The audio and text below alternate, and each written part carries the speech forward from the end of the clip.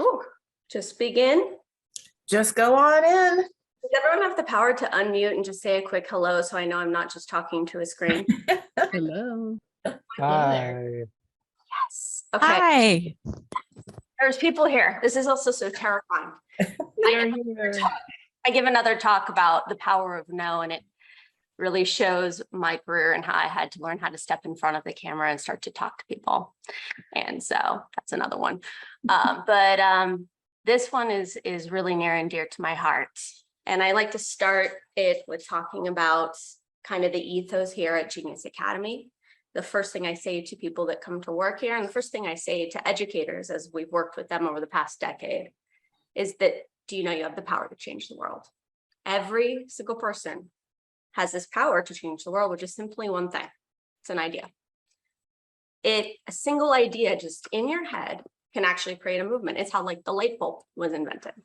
And it can actually become even bigger than just an invention, and it can actually change the way the world thinks and even feels. And I think most of you are educators, so you're already doing this in your classroom. You're taking ideas and you're boiling it down to your students, but it can actually become even bigger. And I'm here to tell you today about ways that you can utilize the amazing power of cinema and infuse it into your classrooms, as we're now in a whole new world where online education is no longer an option, but it's a necessity. So first, like I said, can you, we're freezing, terrifying. Can you see the second slide? Ah, great, we're here. So let's take a look at the people on the slide. I think we all can recognize a few of them. People with a vision. These are all people with a vision, and they have the ability to see what other people cannot. And much like these thought leaders, we all share the same thing, that we're human. And the beauty of being human is that, like I said, we could come up with ideas that are larger than our own. But it takes the ability to communicate it, right? So how do we translate it into the world in a way where it resonates with everybody else, more than just saying? Well, that's the catch.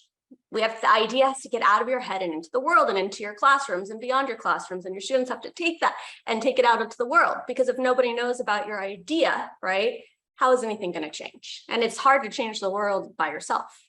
So not only do you need to get this idea out of your head, but you also have to be able to communicate it effectively so you can inspire others and your students and the people you're talking to. And so, like I said, I believe there's a very effective, easy way to do this that may seem daunting. And that is just through simply storytelling, especially using the power of cinematic engagement and storytelling.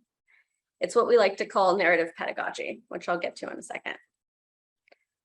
So, oh man, we've got deck freezing. Enable, got it. Why is this happening? So, let me first introduce myself. My name is Kimberly Teresa Ann Rocco Shields, but everyone calls me Rocco. My passion for telling stories started when I was 3 years old, when I told my grandmother I wanted to make a movie. And only I didn't want to be in front of the camera, I wanted to be behind it. So, you know what? Let's stop right there, because this lecture is supposed to be about the power of cinematic engagement, right? And me telling you something is one way to tell a story. So I'm going to rewind what I just told you, and I'm going to infuse the power of cinematic engagement and see what it can do for your retention and your understanding and empathy of my story.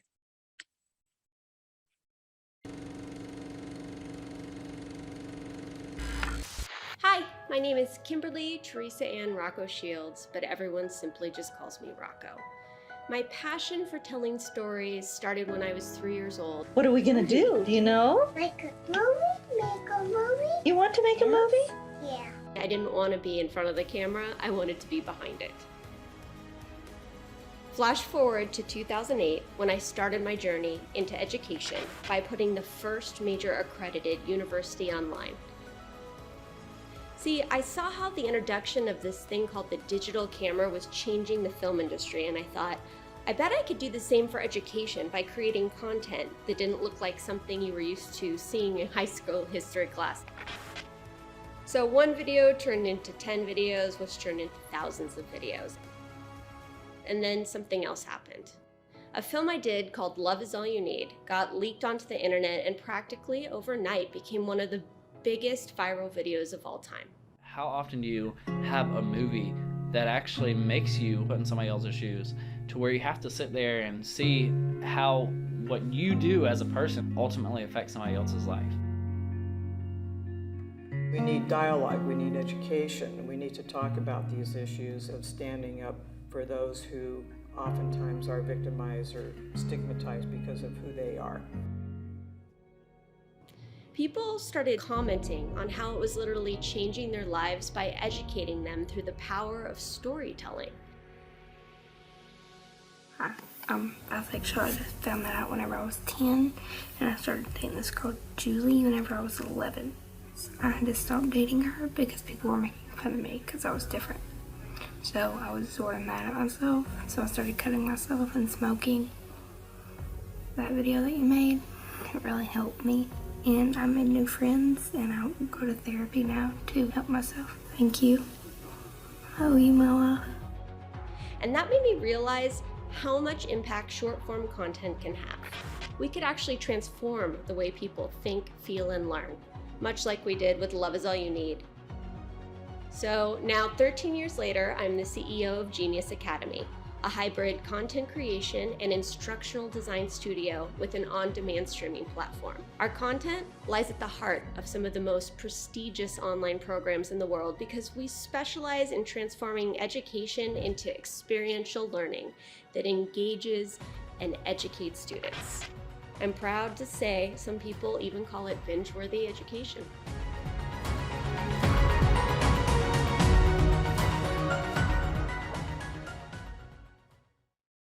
It's also like a lot easier to play a video than to say the things. So that's a demonstration of exactly why I'm here talking to you today, right? I can explain something to you, but as you saw, it's much more powerful to experience something. And that goes hand in hand with experiential learning.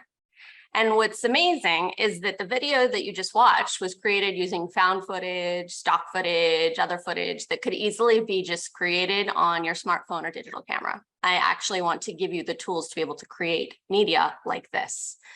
And, through that short video, you actually experienced an important part of my life, which gives relevance to why I'm here. And like I said, that's experiential learning. So let's deconstruct the myth of this medium. It's not too crazy to tackle.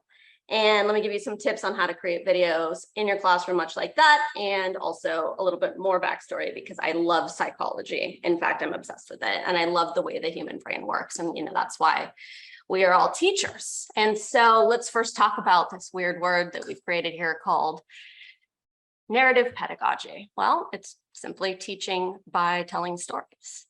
And that feeling of cinematic engagement where you feel like you're actually there, right? So we all know stories are powerful. We teach by experience. I think everyone here probably uses a case study or a story in their classroom. Even in the K-12 level, I remember, the one thing I remember is the 50 States song, right? I don't know if anyone else remembers that one. But did you know that there is actually data to support the fact that when you use stories in your classrooms, your learners remember it more? So as you could see from my statistics slide, 63% of people remembered facts better when they were presented in the context of a story, but only 5% remembered the information was presented in the traditional learning format, which is standing in front of a classroom and lecturing, being on a Zoom call, lecturing. So why is that? Let's take a deep dive. So it's all about the neural pathways in our mind. So let's say we're just watching a PowerPoint presentation with some bullet points, someone's talking. Only two parts of your brains are activated. Two parts of your brain are activated, the Broca's area and the Wernicke's area. Okay, so those are our language processing units. And that's where words are decoded into meaning. And your brain's working kind of hard just to understand, but that's where the activity stops, right? And the lecture keeps going and the learner is just trying to decode your words into meaning. And so nothing else really happens unless they're able to make an association to their life and give it some sort of empathy, right? Some sort of, which happens all the time in learning, but we could actually foster this further. So when telling it into the context of a story, not only does it engage the language processing areas of our brain, but it also engages these other parts of your brain too. And it creates this cognitive empathy, which is another word for emotions that you feel when you watch a TV or film, right? I mean, I'm sure everyone here has gotten lost in watching movies where they feel like time and space doesn't stop existing, or they have had that moment where they hear a song on the radio and they're actually brought back to where they were when they heard it the first time. That's cognitive empathy. And so compelling storytelling causes our brains to like fire up, and it starts to release chemicals, cortisol, which helps with awareness. And then that cortisol triggers dopamine, which induces pleasure, and then oxytocin. So in combination with this cortisol, dopamine, and all these other chemicals going around in our brain, it helps us start to feel emotion, which is why we're going to remember what we are being told. It's pretty cool. So like I said, it's cognitive empathy. It's like a simplified, relatable experience, like I said, when you hear that song on the radio. And, you know, it happens when you are watching these shows and you start to live it like it's your own, like you start crying with the main character when something happens. You start to be happy when something is happening. I mean, deeper and probably another lecture, I could tell you why great filmmakers actually utilize the medium to manipulate our emotions based on like editing, filming, lighting, and using these elements. It's very powerful. And I talk about that in another thing. But let's get it back to just the basics here, because I want to give you the tools to actually do this on your own and it not to be so big, right? Storytelling gives this, let's start with story, right? Storytelling gives an idea that cognitive empathy not only serves to create a more immersive experience, but it also motivates learners with a cocktail of emotions by encouraging an emotional connection to the topic at hand. And that increases retention. So let's bring it all back to why we're here.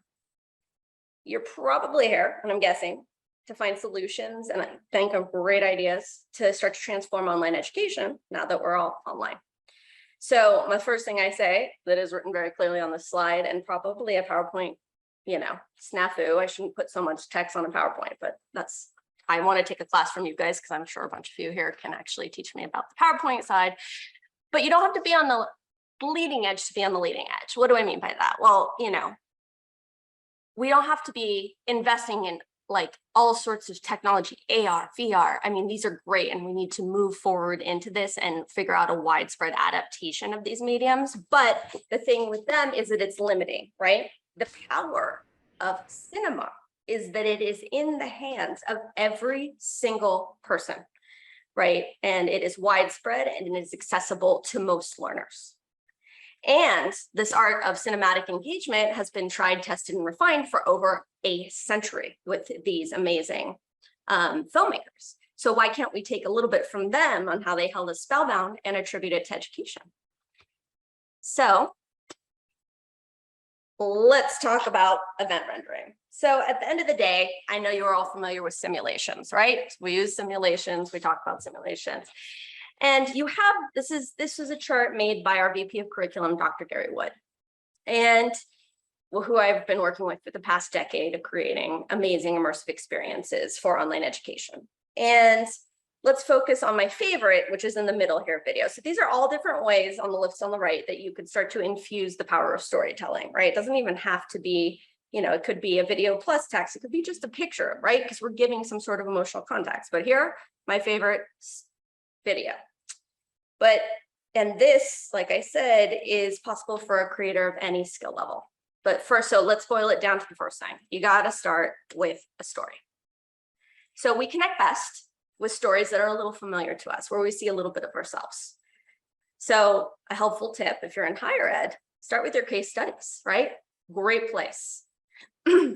By focusing on problems and solutions and translating theory to practice, you could start to create real life context, and you could start to, you know, fuse big ideas into small instances of story. And you could build familiarity and foster an emotional connection to the topic. So story provides relevance, right? And relevance helps us understand it, and then that empathy starts. And so don't forget, when you're looking at even creating a story, if you don't have a case study, you have to start with a beginning, middle, and end. This is like tip one, start with the beginning, middle, and end, right? You want to start, bring them in, middle, end.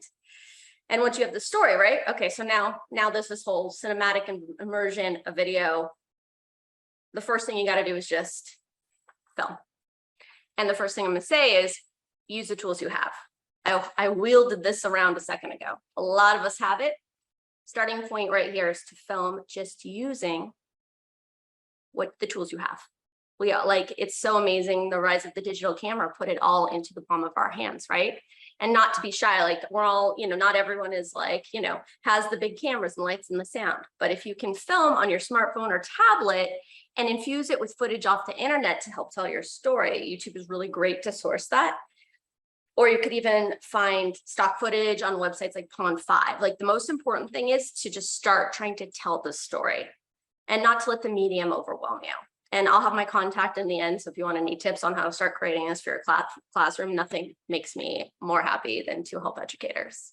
But at the end of the day, I have this quote. It's like over there, which you will not see. It's done is better than perfect, because we could start looking at the videos of ourselves and the things we're getting, and we could start to get really sucked in. And I'm very guilty of that. So finish it, get it in there and just get it out, because it's a lot better than just trying to explain it, right? If we're at least trying to create it, we're doing something. Show rather than tell. As you saw in my video, it wasn't about me speaking, right? It was about the visuals that I was using to tell the stories and the other footage that my team put into the video. So you want to show your learners, you want to hear their perspectives. You want to use as much visualization to be able to start to engage that brain. So as they're hearing you, right, auditory learning, they're also seeing something, and it's enacting this crazy, like I said, the cocktail. So very, very simple concept. And I'm just going to bring up Kolb's experiential learning cycle because it's much like kind of this art of storytelling, right? Storytelling, cinematic immersion is experience. And ultimately we're driving feeling by watching, thinking, and kind of invoking them to actually do something, which is feel emotion. So that's it at a very high level, and I could go way deeper into it, but I just wanted to throw this chart that I know we're all familiar with into here. So now it's time to edit. So this is really where the magic happens. Over the past century, Hollywood has used the power of editing to engage the audience's brains and lead them down this path of cognitive empathy and feel those feelings like I spoke of before. So you want to grasp the viewer's attention. So if we look back to the video I made, start with something that will resonate. So I don't think anything resonates more than a video of me at 3 years old, because I explained to you how I started, but to see that little shot of me hiding, not wanting to be in front of the camera, hopefully shows you kind of the story of how hard it has been for me to actually step in front of the camera over the past decade. And even, sharing our own feelings, thoughts, and emotions to our learners really helps them grab that emotional context, because ultimately everyone is an empathy machine and they want to hear your personal stories. So the next thing, which is the hardest part, is to keep it short, 90 seconds per topic. So if you're teaching online, you have 13 weeks of instruction. Each week is broken out into a topic. You want to start looking at different topics to make short videos out of. So if you have a big lesson on, someone give me an example, but if you have a large lesson, you want to try and break it up into digestible chunks, not one long 10-minute video. There's this thing called YouTube, which has shown us that people learn much better and retain if it's in short, bite-sized chunks. And so that's the art of what we've been doing over the past decade, is working with educators to kind of boil down the lessons and force the students to actually watch them into small parcels of information. Sometimes you can't do it, but it's a good tip to keep in mind. And, don't worry about polish. There's this thing called a jump cut, which you're seeing a few of and I'm sure you've seen on YouTube, where we're cutting from one thing to the other. That actually engages young learners' brains now. They're used to seeing that stuff. So the more you can jump around, the more you could edit. Not to a frenetic point where you can't really see what's going on, but the more you can edit and use the art of editing, the better it becomes. And I honestly I can keep going and going and going, but that's another conversation. And hopefully we could do that on the next one, of really boiling it down and how to do it. Maybe even a workshop. I think my team is putting one on the calendar for Genius Academy. But I believe every person in this room can actually create a documentary style video, like I showed you, like I said, with your smartphone. So at the end of the day, we could try all this, but how do we know it works? Well, this was a game-changing moment in my career. because after working with top tier universities, we were just creating curriculum with top tier universities. This is way pre-pandemic. They could afford to invest in creating curriculum. And the media would be siloed at each of their institutions, and we would have no access to the efficacy of our work except hearing from teachers. The students love it. It works so well in our classroom, but we weren't hearing it from the students, right? Because we don't engage in that way, right? And so in 2009, 2013, sorry. It's like, how does time just fly? We had this amazing project with the USC Darwin Peck School of Social Work. And at that time, it was very, very difficult because it was the first school of social work and they could not place the students fast enough into their field placement. And they came to me, and then since they were all online, there was a tremendous apprehension about actually going and working with real clients. And so they came to me and they're like, what can we do to create some sort of interstitial experience? And so Dr. Gary Wood, my VP of curriculum now, who was working with USC at the time, and I created what is called the virtual field practicum, which is fueled only by simulations, which are either cinematic simulations or live simulations where we have an actor appearing in classroom and working with students. And which was crazy is there was data behind, after this played so long, studies were done by USC.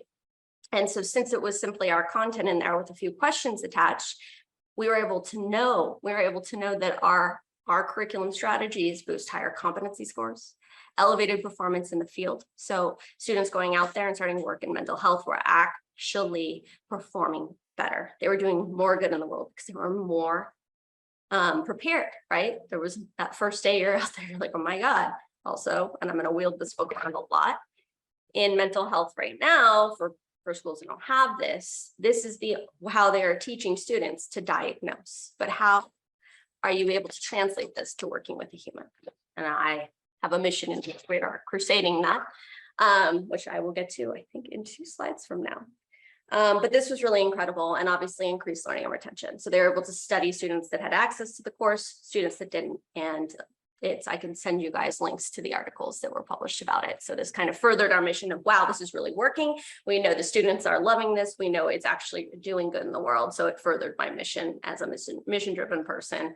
As you saw the shots of me earlier, like I have created films for Hollywood, but nothing makes me feel better than creating content that changes the world, right? We're all on this planet for a very short time. So we can do a lot of good with the time we have, and I wake up and do that every morning. And so back to the event rendering before I get more into it. Simply by using this found footage, you can do this too. And I am accessible to guide you through it, and I'll do some workshops on it. And I'm saving this for later, but I'm going to give away 5 videos. If you simply film an introduction of yourself on a webcam and you send me some footage, my team will actually edit it together and give you an introductory video. So the first 5 people that contact me after this lecture, I am offering this opportunity to have your introduction or your bio geniusified. So I hope you reach out. So now let's talk about my mission. As a filmmaker, I've explored this medium further more than just the documentary style. I've actually used actors, scripts, sets, and I've taken my career from Hollywood and fused Hollywood into education. And this is a harder one for any educator to do, right? And it's expensive. So Genius Academy was created in the wake of the pandemic when everybody needed what we did, but no one could access it. No one had the time to do it. We're all online.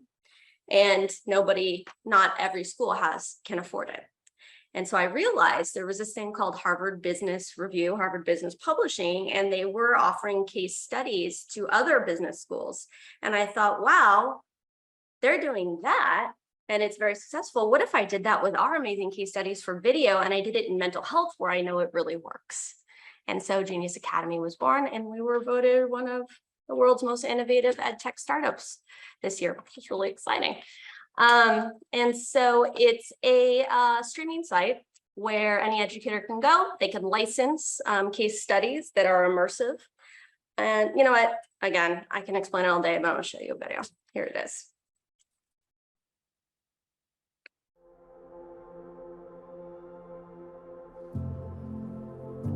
Mental health. It's not black and white. Mental health, it's more than black and white. I am not a diagnosis, I am a human being. My name is April, and I'm a human being. It's just not easy. He doesn't understand a lot of what we try to explain to him, and you gotta be patient. I'm not an entry in a textbook. I'm a human being. I'm more than I am on paper. Life is more than it is on paper. I'm not a diagnosis.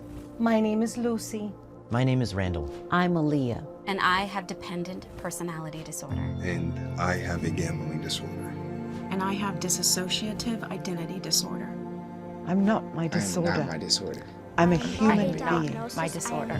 My life is My name not is an Aaron. open I'm not a book. diagnosis. I'm not my disorder. I'm a human being. I'm a human being. Shades of gray are not enough. My story is in color.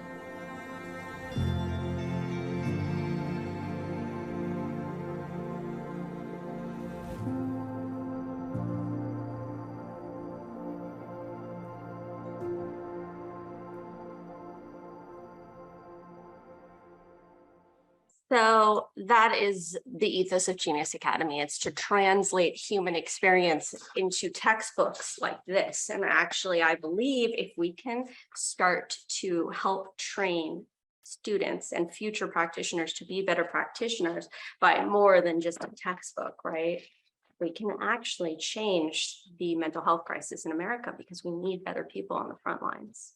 And so that is our whole mission. So we've started with a bunch of case studies and lesson guides. And I created the site because I don't know about you guys, but I hate sitting through a demo. So it's like turnkey. Any educator can search by topic, you know, what they're teaching in a module.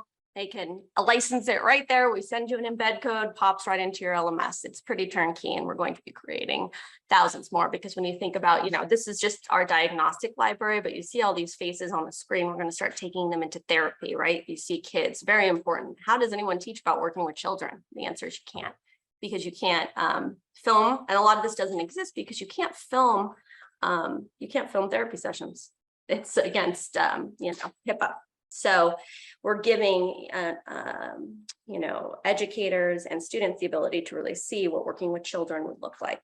So it better prepares them for when they're working with a child. You know, there's no audit of like, how good did you do with a student, with a child in a therapy session, because they can't give that kind of feedback. So I hope by like really showing this population and other populations and showing these diverse look at therapy, kind of almost like a master class for mental health, and hear from the best experts in the field and be able to really, really, really master this craft and change the world a little bit, because that's what we're all after. So textbooks teach, experience educates. That's our slogan. It's a little controversial, but I'm not shy for controversy. But you know, simply through telling a story, you could simulate an experience, right? And so these thoughts and these ideas, they're bigger than us. And much like those thought leaders I showed you on that first slide, you guys as educators are on the front lines, and you have the ability to make change. And you have the ability to share these ideas in the same way I have, right? And you have the ability to engage students just beyond explaining something to someone, right? Even if it's just simply telling a story. And so we shouldn't be content with, you know, teaching from the norm. We need to challenge ourselves as educators and start to really change the world and explore the possibilities that exist to enhance learning online and on ground. So I leave you with this. What stories will you tell? These stories may change the world and the future of education. Thank you, Rocco. That was amazing. And you've got me, my mind is flooded with ideas of things that we could potentially work on together. So I'm very excited to continue that discussion with you. And I think Robert was posting some thoughts about how this ties in. Are you still with us, Robert? Hello. Hey, Stephanie. Robert. So Robert is part of our Emerging Credentials group and was referencing some of the content that you were talking about. So Robert, do you want to share any of your thoughts? Oh yeah, so there are a lot of ideas that popped up as I was listening. And two things that came to mind right away are the media triangle. So like being able to introduce ideas around like, oops, sorry, my microphone's right here. Yeah, but the media triangle. So basically this is like, pretty common framework for media teachers. I think it was introduced by PBS, based in research. And it's all about like techniques of production, audience, and techniques of actual like editing and filmmaking. So like how you're presenting the information to an audience. And I just thought there was some real crossover here with so many educators in the room, to connect what Rocco was talking about around the power of media and video and engaging mediums with things like the media triangle, specifically for media literacy. So like students are inundated with media on a continuous nonstop, basis at this point. And like embedding media literacy skills into your curriculum, regardless of what you teach, is something that, an educator might want to keep front and center. Exactly. And that's part of the realization and why we created Genius Academy instead of continuing. We were making the same videos over and over, and they're at different universities, and like there was no central database and everyone needed it. So it was like, how can we change this amazing power of what we do and offer it to the world? So we've seen integration from, we've made it affordable based on how many students and what level of enrollment each like class or university has. And so we've seen adaptation from even junior college all the way up to graduate level clinical practice, which is really, really cool because we offer our video created in different ways to create different outcomes for the learner. So if you want to watch a case study with like, and not have it labeled, for instance, it's an assessment for your learner, like diagnose this patient, right? But if you want to show it, right, we have another version where it's that same video, but we show graphical pop-ups that actually exhibit the diagnostic criteria as the people are watching. I'm sorry, I get really nerdy about this, but it's been really cool to just see how it's used. And even in one school, they're using it to show differential diagnosis, because a lot of our caseload, like when you go into your internship, you don't see every disorder. There's no way to like bring in a spectrum, right? So you're only seeing, and you're maybe like, oh, that's me. And so it really like, there's a whole like look at bipolar 1, bipolar 2. Those aren't really like often confused, but it's really important to know the difference and like, cross compare it to other differential diagnoses. So it's really cool to see. So Rocco, as telehealth and online therapy, chat therapy, video therapy becomes more important, just as online learning, hybrid learning, high flex learning becomes more and more important, how do you think we can apply what you're doing with psychology and clinical practice to education in a broader way as a whole? What's on your radar of other content databases that you want to develop? It's actually really incredible that you'd bring this up, because we went to the American Psychological Convention at the end of May. And I was flooded with actual practitioners who came up to our booth and were like, what is this? And I'm like, well, it's, resources for online classrooms to help you teach. And they're like, how much credit do I get? What are you talking about, credit you get? And it turns out there's this thing called continuing medical education, where every practitioner needs to get yearly. And so I am really excited to announce our whole platform got accredited for continuing medical education from the American Medical Association, as well as like the California Nursing Association. And there's going to be a lot more to follow. So our education is so deep and needed, even with practitioners in the field, because like I said, how often do you see a whole caseload that they have deemed it appropriate for post-grad? And so this is going to be a massive shift in not only offering our content to be used in higher ed for practitioners to actually educate in clinical, but also for clinicians to stay abreast of the latest information. So I see thought leadership series. I see, there's this whole emerging psychedelic therapy. Like I could go so deep in mental health. There's just so many strategies, right? And so if we could offer it in bite-sized learning, like imagine if YouTube was good, right? And everything you saw had an academic rubric behind it and like a lesson guide, maybe. Imagine how game-changing that would be. And so that's what we are creating. Absolutely. That's great. And Josh, and congratulations for your accreditation. That's massive. One other thing I wanted to ask that Josh has actually raised his hand, so he can just ask you himself. Josh, you want to come in? Yeah, absolutely. I'll give you the real thing. Rocco, this is so cool. I've been thinking of in the same space as well. And one thing that has come to mind to me, I'd love to get your take as well, is who are the secondary audiences for this? We've been developing like education policy case studies and all this, and we thought it's going to be for learners, it's going to be for educators. And then we've seen secondarily policymakers saying, hey, we could use some of this as well to brush up on what's going on in the field as well. I'm curious if you've seen any of that trickle down into other audiences as well. It's weird. It keeps rippling out. Like I have to keep reining it in because I could go very deep because there's learners. Everyone is a lifelong learner, right? Everyone needs this. So like the first obstacle was I got to get a platform that can transact like Netflix so everyone could access it based on who they are, right? But as a market one, what we found is that so mental health is obviously more needed than ever. And there are a lot of practices across the country that are needing to hire mental health professionals into their practice. But how do you determine if they're a good practitioner? From a job interview? They also can't, not possible. How do you determine their competency level when working with a patient? So we've realized we could scaffold our curriculum into courses, right? And use them to assess competency in practitioners as a whole and give those to practices, right? To be able to utilize that of, is this the right candidate for my area of specialty? So it's cool. We also I don't know if you saw, but we also offer live patients as well on demand. So those could go into a classroom, but it also, we could record that and send that to a potential, person that is looking to hire a practitioner. I mean, but then it goes deeper. We all need to learn more about mental health, workplace training, learning about, how to best work with, it goes on and on and on. Like I have, after mental health is tackled, I want to take this into, obviously DEI is will probably be part of our initial run, but we could take this into, there's obviously business case studies, but law, right? How do we look at the criminal justice system? Public policy, incredibly important, right? How do we translate kind of all the stuff in the Constitution and its legislative out into the world? So I see this rippling into multiple verticals.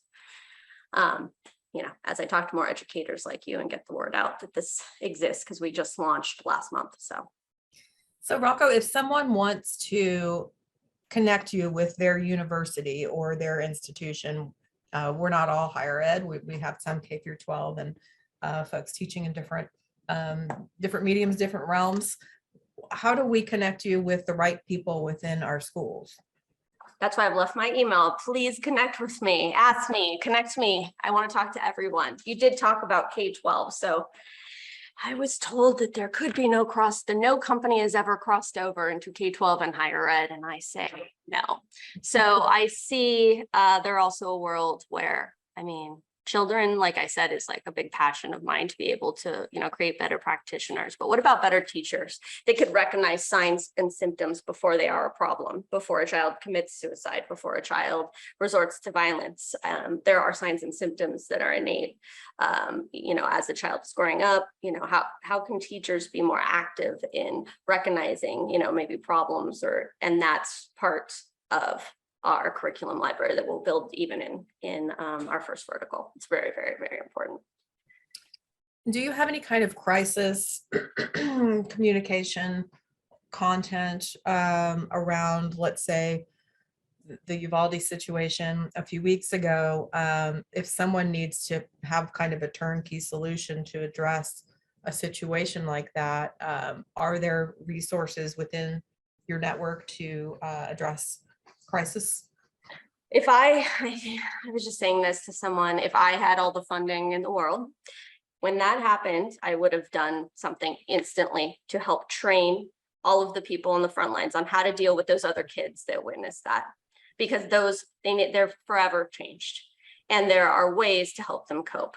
And we have partnered with an amazing technology called Immersion, which is a live simulation software. I don't know if any of you guys are familiar with it, but they have this amazing ability. So while we have a virtual patient that we can take an actor and have them appear, they use avatars, and they have children avatars that are, controlled by an adult. And we would immediately I would have immediately gone unscripted and consulted with some of the best behavioral child therapists in the nation and created a simulation to actually deploy to the workers on the front lines. That's what I would have done. It kind of, yeah. Well, sadly, that's probably not the last time we're going to have an experience like that. So let's try to get you some funding to do some crisis comms with kids in school. So yeah, that'll definitely be on our radar. Because like, you're reading the stories and they're like, what do we do? How do we deal with this? Even the parents, they need to know how to deal with their kids, and the parents dealing with law. I mean, there's so many levels to it, and there's just not enough practitioners in the world. And even if they're out, what if they just graduated, online and it's a pandemic, we could have such a powerful influence there. And that's what gets me really excited. Definitely. So let's stay in touch and make that happen. Mm-hmm. Excellent. Any other questions for Rocco?